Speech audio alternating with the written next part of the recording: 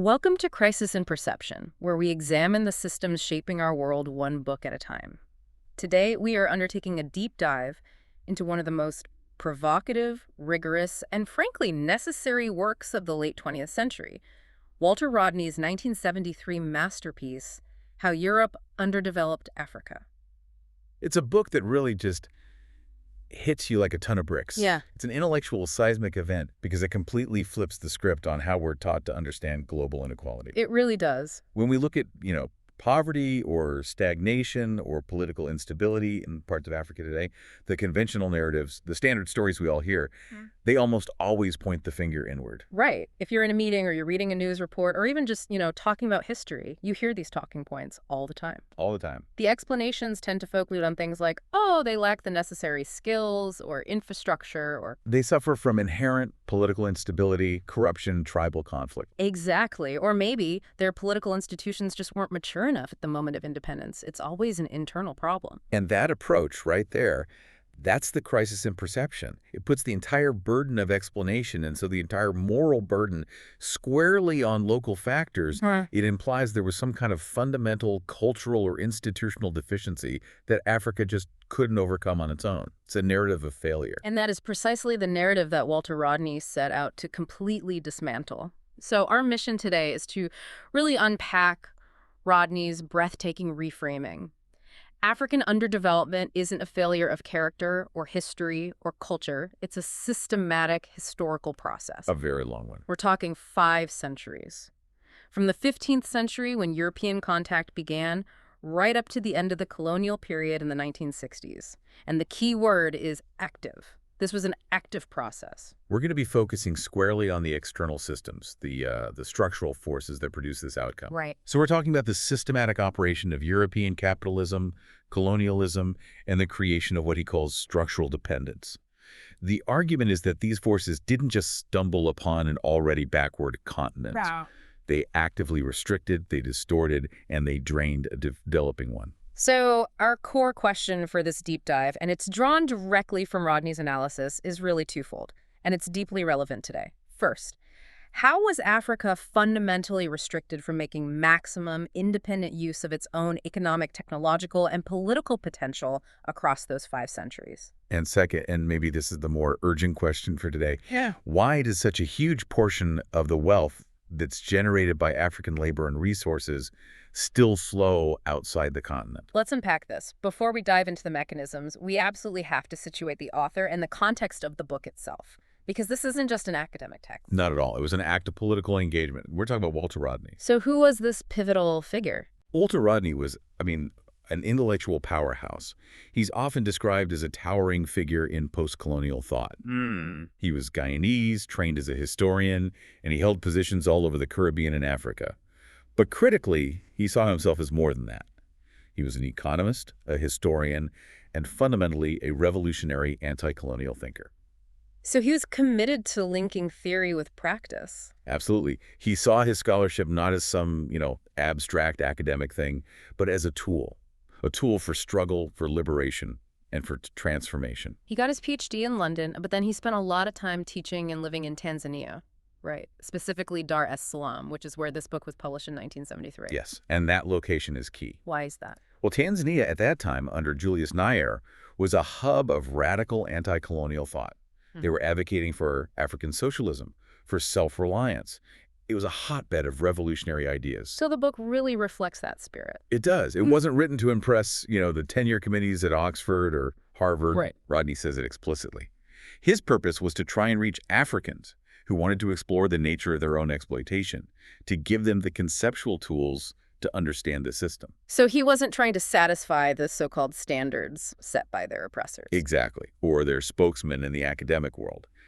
That distinction writing for the oppressed, not for the oppressors, is what makes this work so incredibly radical. And that commitment, that activism, it had very serious consequences for him personally. It did, and we have to pause and reflect on that.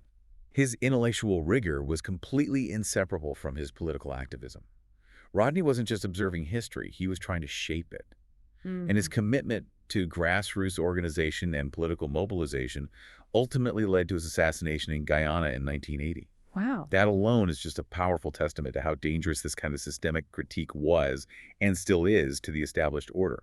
This wasn't just theory for Rodney. It was a life-or-death political document. So, if he was writing to arm these newly liberated nations with a framework for understanding their situation, what was the mainstream academic establishment saying at the time that he was pushing back against so hard? The mainstream bourgeois writers, as he calls them, were heavily invested in justifying the global status quo. And specifically justifying capitalism. Specifically, they explained inequality through these overly simplistic rich nation, poor nation dichotomies. And Rodney noted that they deliberately avoided naming the system. What do you mean? Well, terms like capitalist and socialist rarely entered their discussion. They prefer to talk about industrialized versus unindustrialized or developed versus developing nations Why does that semantic difference matter so much? because it completely masks the relationship.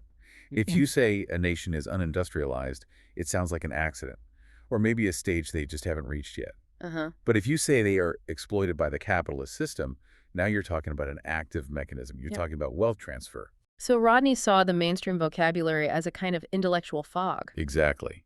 It was a way of avoiding the uncomfortable truth that one side's richness was built on the other side's impoverishment. Which brings us right to the heart of it. The book's central thesis. Let's just state it as clearly as we can because it is audaciously simple, but it's also profoundly difficult for a lot of people to accept. Okay, the core thesis is this. Africa's current structural state, its underdevelopment, was actively produced through European capitalism and imperialism. So not benign neglect. No, it was deliberate restriction, extraction, and distortion.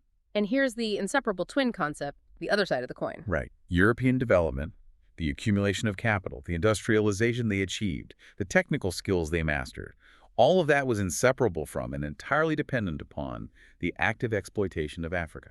So the draining of African wealth and the structural restrictions placed on Africa's ability to develop itself. It's two sides of the same coin, forged over 5 centuries. They developed. We underdeveloped. They are not parallel processes. They are sequential and interdependent. Okay. That moves us from the context into the core ideas. Let's look at the actual mechanisms that produce this inequality. The first thing Rodney does is make sure we're all using the right language, which means defining terms with real precision. So what does he mean by development? Because it's not just about money, which is critical. No, absolutely not. For Rodney, development is a universal long-term historical process. He defines it as a society's increased capacity for dealing with its environment. Okay, so what does that mean in practice? It means advancing in science, in technology, the creation of tools, and maybe most fundamentally in the way work is organized, what you'd call the social relations of production. It's a constant visible progress then, moving from just having more of something to having something qualitatively different. Yes, he gives the analogy of early humans moving from crude stone tools to sophisticated ironworking, or a society moving from a communal setting where everyone kind of does everything to one with highly specialized functions, skilled artisans, bureaucrats, specialized farmers, replacing the generalists. That's the engine of history, he argues. It is. I mean, look at Europe's own internal development, the move from a slave-based economy to feudalism. Slavery eventually became a brake on productivity because slaves had no motivation and their tools were limited. When serfdom replaced slavery, it created new social relations that incentivized production and allowed for this, temporary burst of advancement. Rodney's point is that this capacity building, this historical movement, is universal. Every human society was doing it. So if that's the universal process of development, how does he define underdevelopment? Because it's not what most people think. No. Underdevelopment is absolutely not the absence of development. Every society is developed in some way, even if it's uneven. Underdevelopment only makes sense as a means of comparison. And a very specific kind of comparison. Right. And crucially, it expresses a specific relationship of exploitation of one country by another.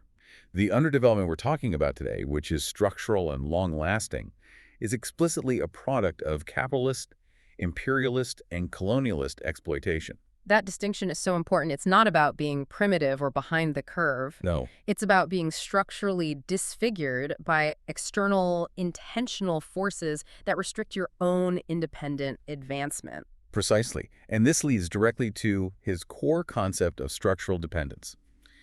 African economies become integrated into the structure of developed capitalist economies, but in a way that is fundamentally unfavorable. They become satellites. That's a great way to put it. They become satellites, orbiting the metropolitan economies, rather than developing an internal, self-sustaining gravity of their own. So when a mine opens in a West African country, it might be physically there.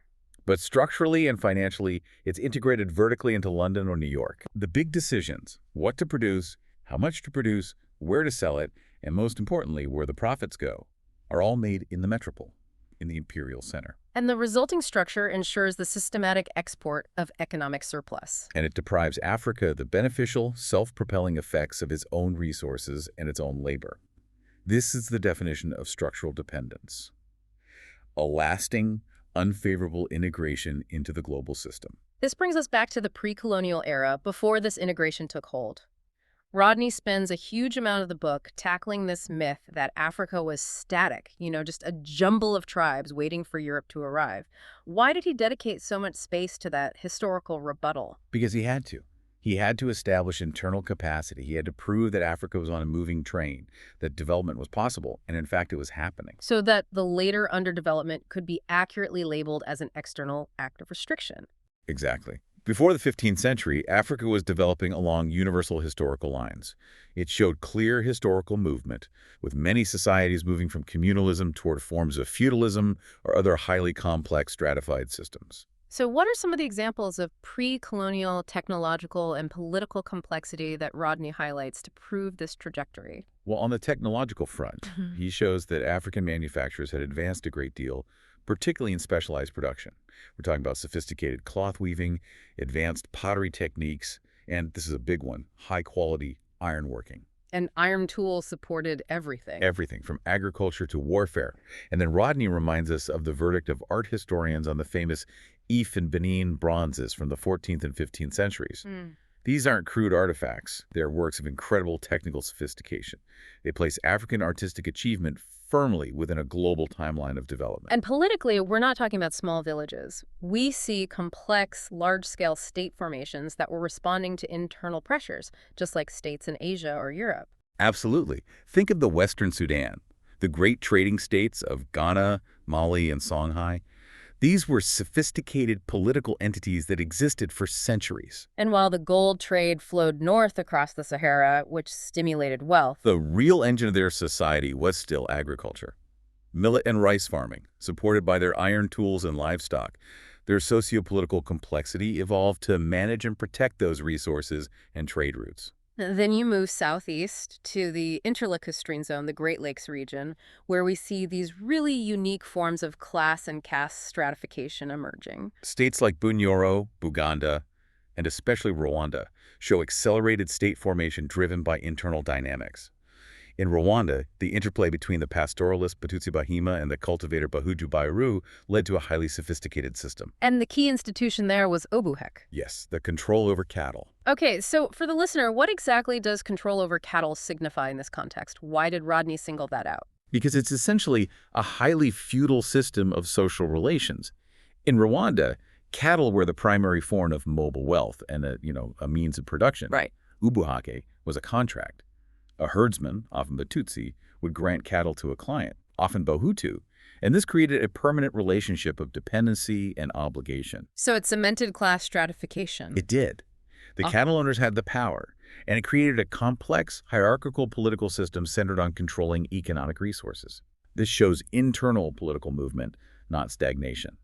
So to just hammer home Rodney's core point on this historical section, African societies were in motion. They were developing their own political and technological answers to their own needs. Yes. Europe did not arrive to save a stagnant continent. Europe arrived and actively derailed a moving train. That's the perfect analogy.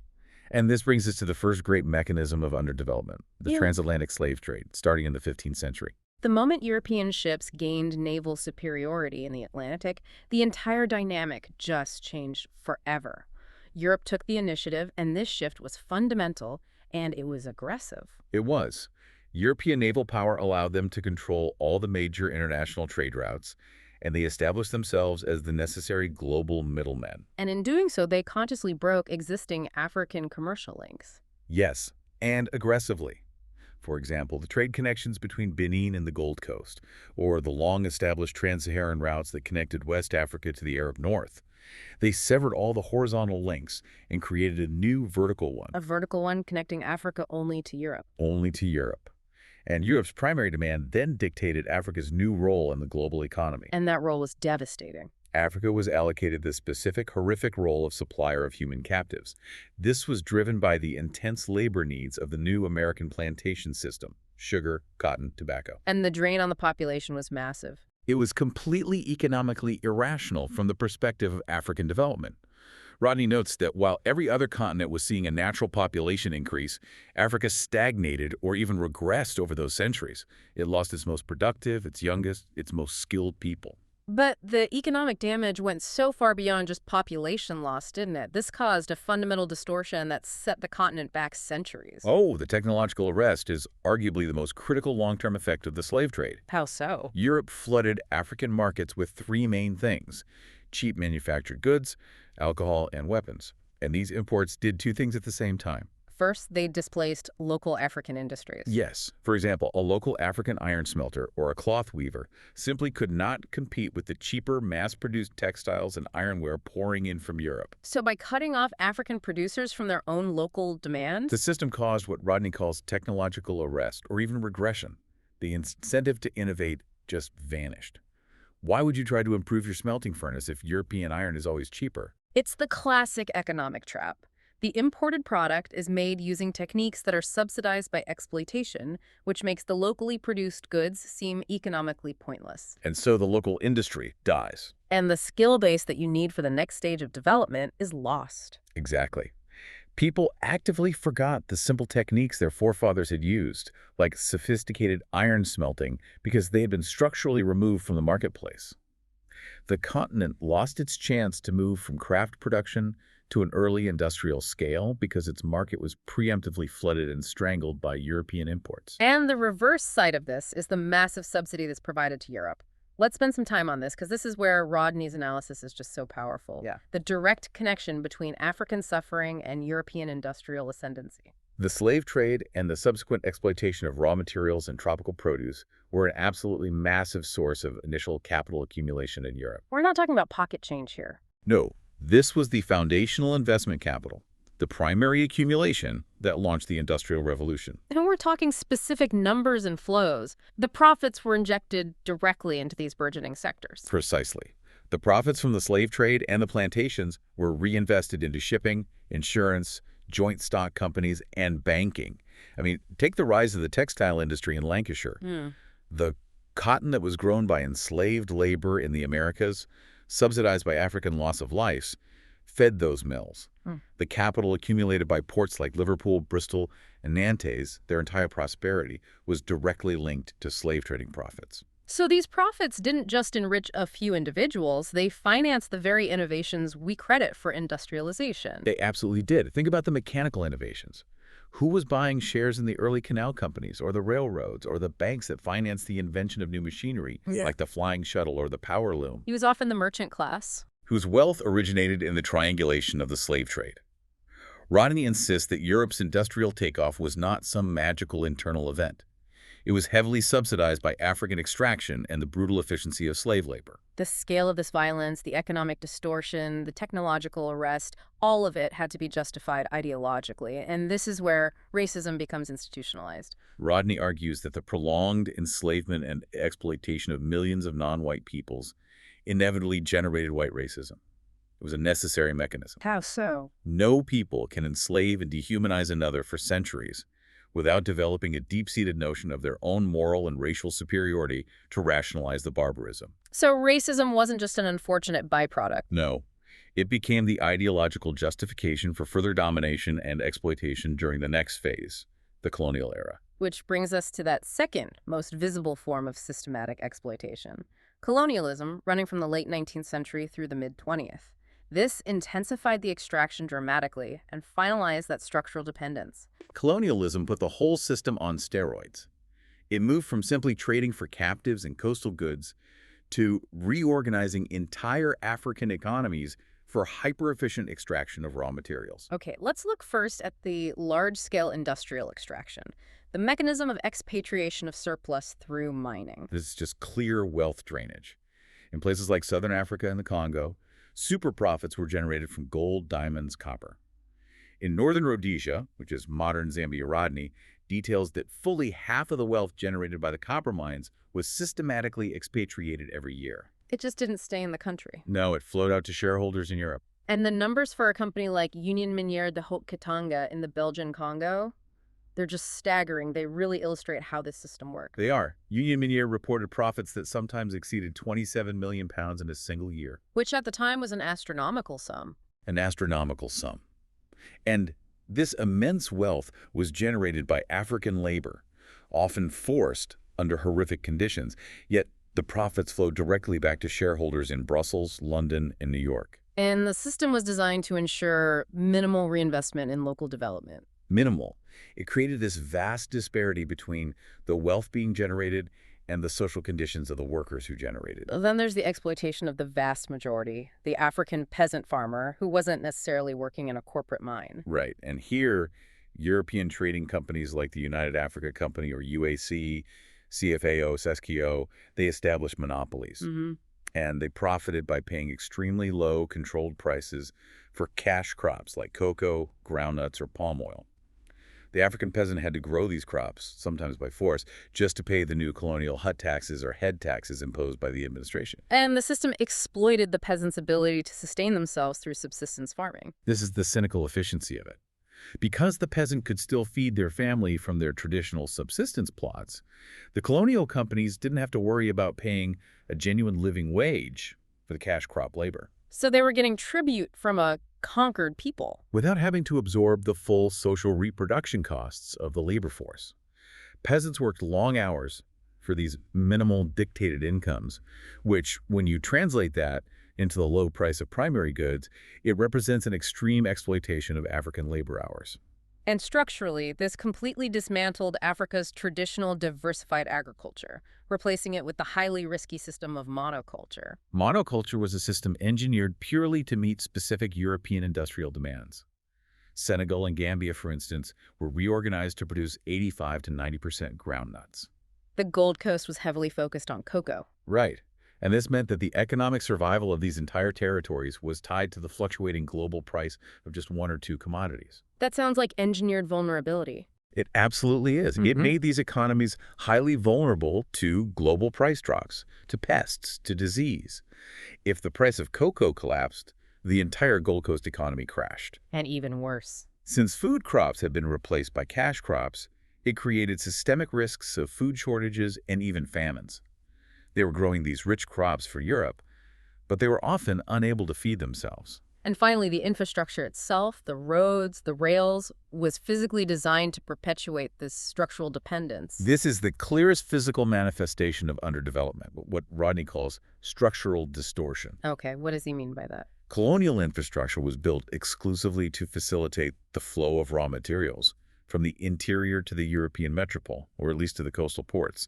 It was an extraction network. Right. And critically, this structure ensured that economic relations between neighboring African colonies were basically non-existent. Is the Accra Abidjan telephone call the perfect, almost absurd illustration of this that Rodney uses? It is the most telling anecdote. Accra, in the British Gold Coast, was tied to London. Abidjan, in the French Ivory Coast, was tied to Paris. Right next to each other. Right next to each other. Oh. But if you wanted to place a telephone call between these two neighboring colonial capitals, a matter of a few hundred miles, you couldn't call directly. You had to route the call through London and Paris. Yes, you needed two separate international connections. Their economies were connected vertically to the metropole, not horizontally to each other. That is structural dependence made physical. The system Rodney maps out wasn't chaotic at all. It was an exploitation machine, perfectly tailored for capitalism in its imperialist phase. Let's trace the key components of this system, starting with the actors. Who was running the show?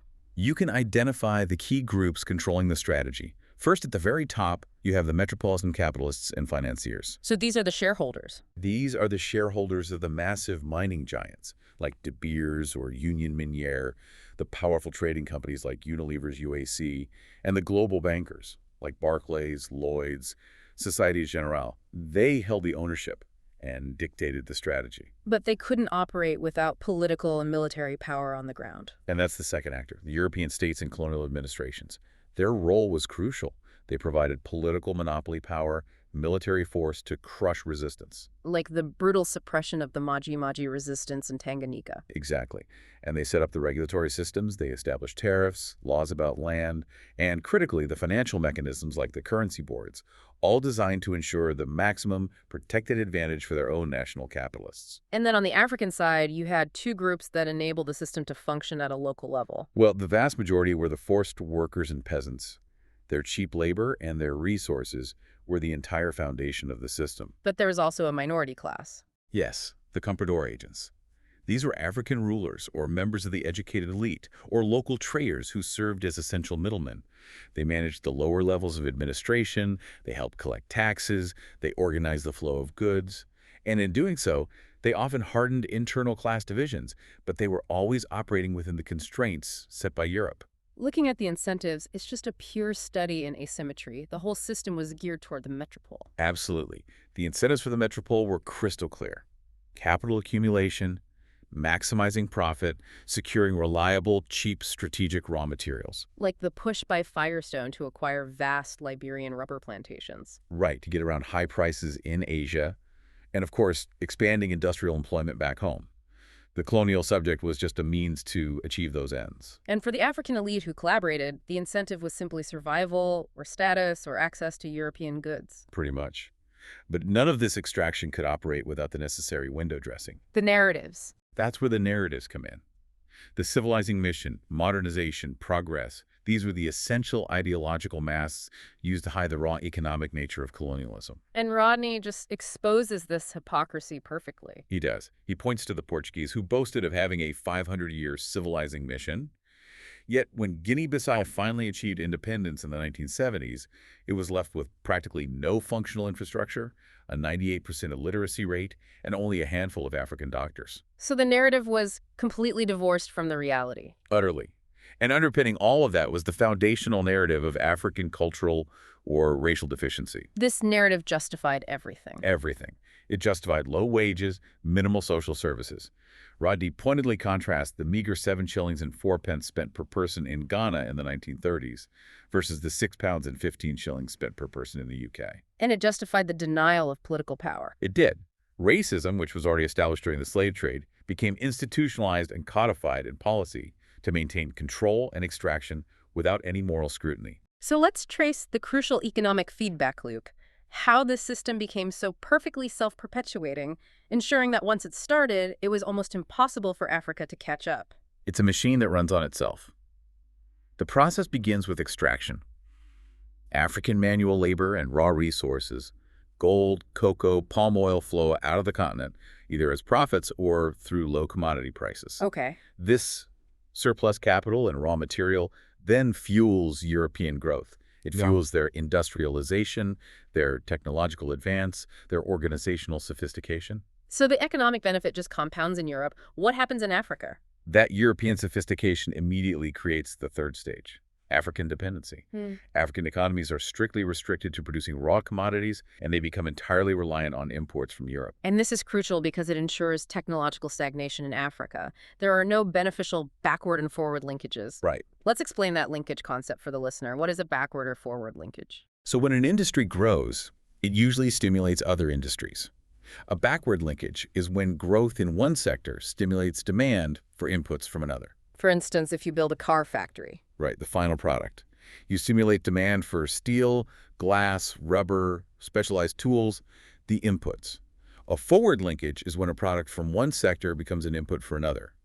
If you produce cheap, quality steel, you stimulate the local construction or machinery industries. So in Africa, the cocoa production had no linkages. Precisely.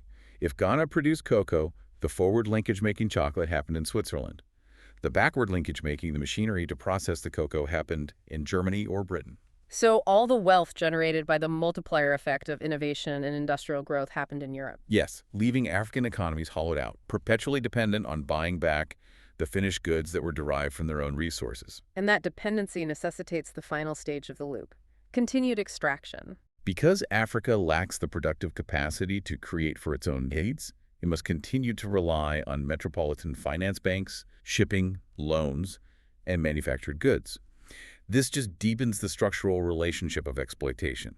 The system consumes its own tail, ensuring the capital always returns to the center, to the metropole. One of the most cynical and effective mechanisms for ensuring this capital flow, this pure financial scam that Rodney details, is the currency board system. We need to spend some time on this because it's a highly technical point, but it perfectly illustrates the intentionality of the underdevelopment. It is the ultimate example of state-sponsored financial theft. The currency boards were set up by colonial governments, mainly in the British sphere, in the early 20th century. Here's how it worked. Okay. A colony like Ghana sells its cocoa to a European buyer.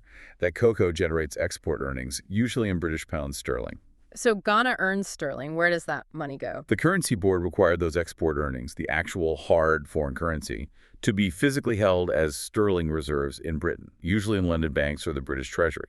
And then the currency board would issue a local currency for use inside the colony. An equivalent amount, yes.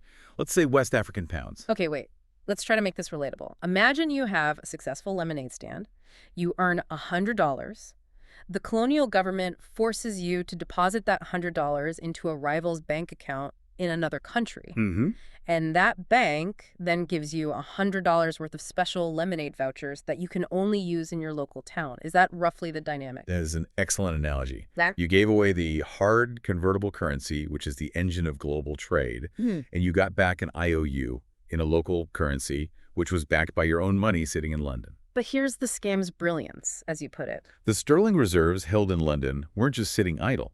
They were immediately invested in British government stock, earning profit for Britain.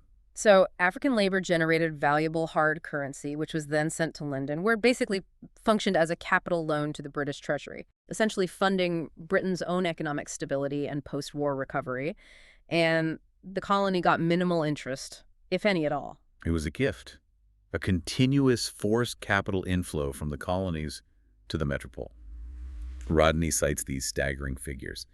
By the end of the 1950s, the British government held $1.446 billion derived from the colony's total sterling balances. Wow. That was more than half the total gold and dollar reserves of the UK and the entire Commonwealth at the time. 1.4 billion pounds sterling in 1955, derived from African labor and resources, and just kept in London. Kept in London. If that money had been invested locally in African education, infrastructure, irrigation, local industrial development, it would have fundamentally altered the continent's trajectory. That is the core takeaway from the currency board system.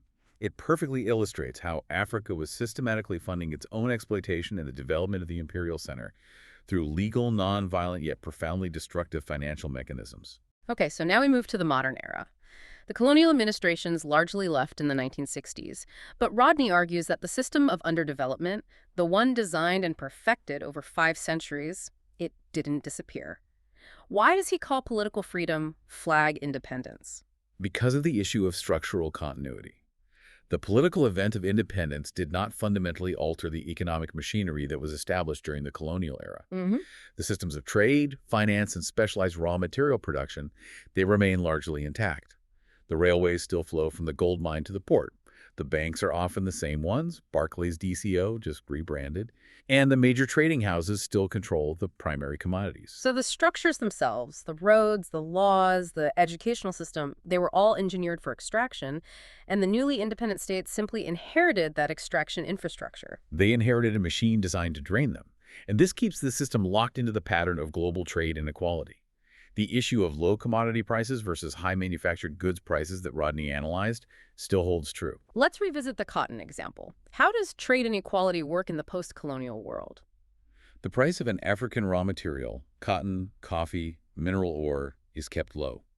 It reflects the long hours of cheap, often unmechanized African labor required to produce it. So that raw material leaves. It leaves. It's refined, manufactured, packaged, and branded in Europe or North America, using decades of accumulated technical skill and capital investment.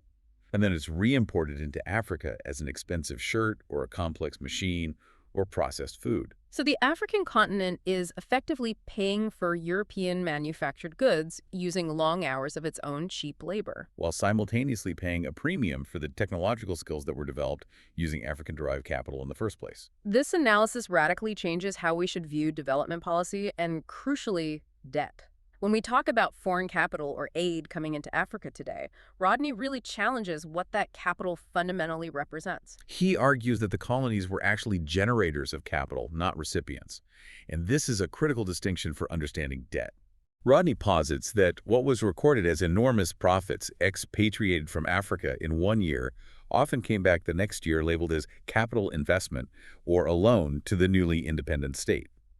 Can you give us a concrete example of this cycling of wealth? Sure, take the Diamond Company in Angola. In 1954 and 1955 alone, the combined profits exceeded the company's total invested capital plus 40%. Wow. Those profits were immediately expatriated, sent out to shareholders in Portugal, Belgium, and the U.S. So in effect, Africa was providing the capital for Europe's economy. So when that European investor decided to invest in a new African venture, They were simply putting back wealth they had just taken out, Yeah. and the African government was often then expected to pay interest on it. so modern development finance or even foreign investment often just represents Africa funding its own exploitation and that of the metropoles, rather than a genuine net inflow of external wealth or aid. The debt structure is often built on recycled African profits. That's the core realization.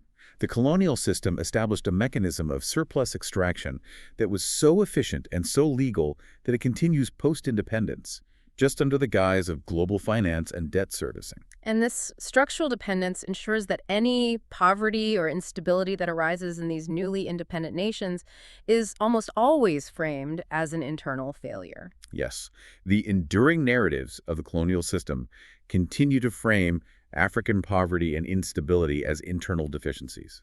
Corruption, lack of skills, a return to tribalism. And this is highly convenient for the beneficiaries of the system. Of course, it prevents any serious global discussion about the predictable outcome of this structural integration into a global capitalist system that is fundamentally designed for extraction. It is a brilliant way to shift moral responsibility entirely away from the exploiters and onto the exploited. We should also acknowledge the non-economic damage that independent states inherited. You mentioned the long-term cultural and social damage. Rodney notes that colonialism fundamentally institutionalized and rigidified what they labeled tribalism. Pre-colonial communities had fluid, complex identities. Colonial administrations often simplified, codified, and even weaponized these identities for administrative control, creating artificial and antagonistic ethnic categories that remain structural problems inherited by independent states today. And the status of women also deteriorated dramatically under colonialism. Absolutely. In many pre-colonial societies, women held significant economic privileges, control over certain types of production, and political influence. Under colonialism, their traditional economic roles were often either destroyed or subordinated to the male labor demanded by the colonial state, like cash crop production. While their political rights disappeared. Entirely. This institutional deterioration of women's status intensified economic exploitation and left a profound negative legacy on modern African societies. Rodney's framework is so much more than just African history. It offers these crucial tools for understanding how powerful systems work globally. Let's connect how Europe underdeveloped Africa to the broader themes we explore here at Crisis and Perception. The first and most important connection is the shift from cultural blame to systems analysis. Right. Rodney forces us to look past simplistic cultural or racial explanations for poverty. African technological and political growth was not curtailed by any innate inferiority. It was actively obstructed and suppressed by overwhelming external systemic power. Development wasn't accidental, and neither was underdevelopment. Exactly. Both were manufactured outcomes of a power dynamic. The second essential theme here is the critical role of narratives in justifying inequality. The narrative of the civilizing mission was not a benign mistake. It was absolutely essential to justifying the massive 5-century transfer of wealth. Europeans could not have engaged in centuries of enslavement and exploitation without believing in their own fundamental moral and racial superiority. Racism was an ideological aspect of capitalism, a necessary intellectual tool to maintain the system of domination. And Rodney highlights the severe contradiction inherent in that narrative, the hypocrisy between European rhetoric and colonial reality. Oh, absolutely. I mean, think of the great democratic and Enlightenment ideals being talked about in Europe. The French Revolution's cry for liberty, equality, fraternity. Yet at the very same moment, The French revolutionaries were maintaining and intensifying the brutal application of authoritarian, undemocratic, and racist practices toward enslaved black Africans in their colonies. So that hypocrisy, that vast credibility gap. Was a necessary psychological component for the ruling imperial class to maintain its function without, cognitive collapse. The third theme is the intimate relationship between historical amnesia and power. The colonizer rewrites history or just removes the colonized from it entirely. The process of colonization involved the literal removal from history for Africans. It turned them into passive objects of European study and management. When white anthropologists came to study what they called primitive society, they were examining people whose independent agency and historical trajectory had already been crushed. So Rodney's work is actively fighting this amnesia. He is. He's reconstructing Africa's complex pre-colonial history and demonstrating that the loss of political power was the ultimate determinant of underdevelopment. When a society finds itself forced to relinquish power entirely to another, it loses the capacity to determine its own future, and that is the highest form of underdevelopment. The final and perhaps most hopeful connection is the great contradiction within the colonial educational system itself. Right. Colonial education was designed with a very limited tactical purpose: to train low-level collaborators, clerks, civil servants, teachers, and to instill deference toward European culture and the capitalist system. It was designed to maintain control. Yet this very system became the tool for liberation. It did, because it inadvertently equipped Africans with the conceptual tools they needed for revolution. It provided the educated elite with literacy, a broad understanding of international relations, and a grasp of the philosophical ideals of freedom and democracy that the colonizers claimed to champion. And this knowledge allowed them to expose the immense credibility gap. Exactly, between the colonizers' rhetoric and the brutal reality of oppression. The educated African elite, though initially intended to serve, ultimately stood in the vanguard of the nationalist movements, mastering the principles of the very system that had mastered them. This deep dive into Walter Rodney's How Europe Underdeveloped Africa has been incredibly rigorous, revealing system after system, designed not just for profit, but for this perpetual structural imbalance. As we conclude, what is the single most powerful, undeniable revelation that you take away from this monumental work? For me, it is the absolute confirmation of the non-accidental nature of global inequality. Rodney's analysis reveals that the wealth gap we see today, the persistent poverty, the structural debt, the dependence, it is not a natural state, nor is it an unfortunate failure on Africa's part.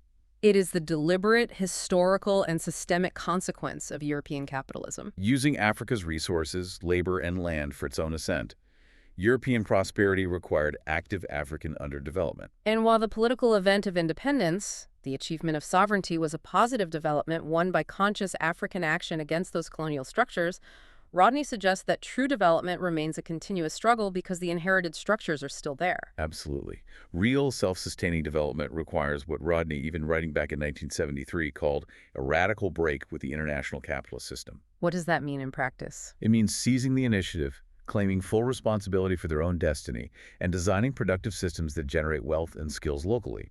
Systems that benefit African people first, not the metropole. So we'll leave our listeners with this provocative thought based on Rodney's uncompromising historical analysis. If the prosperity enjoyed by developed nations and the current structure of the global financial order were fundamentally built upon the active, systemic underdevelopment of Africa, what does this imply for the current international legal and financial structures? What does this history demand today in terms of global justice, reparation, and the transformation of the world economic order? Where is the bill for 5 centuries of extraction due? This deep dive was based on the essential text, How Europe Underdeveloped Africa, by Walter Rodney, with an introduction by Vincent Harding. We encourage you to read the book yourself, support the author's work, or check it out from your local library. For a shorter visual overview of this topic, see the mini explainer link in the description. If you enjoy systems-level analysis like this, please like, subscribe, and comment with books or topics you'd like us to explore next.